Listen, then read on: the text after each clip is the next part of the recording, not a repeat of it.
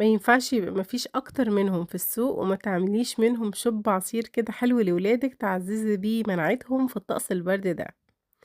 هاتي جزرتين فقط وقشّريهم وقطّعيهم واغسليهم وحطّيهم على النار، ضيفي عليهم شوية مَيّة بزيادة زي ما أنا عملت كده،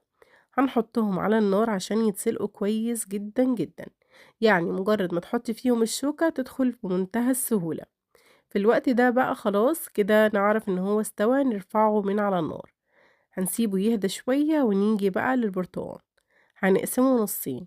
واعصريه بالطريقة اللي انتي متعودة عليها بالعصارة اليدوي زي ما أنا عملت أو بالعصارة الكهربا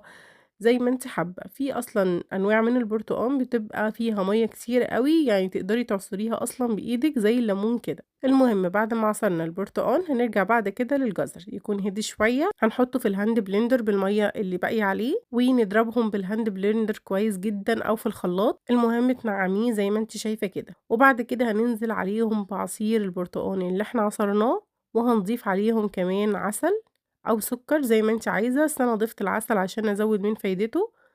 وكمان هاضيف نُص عصير ليمونة،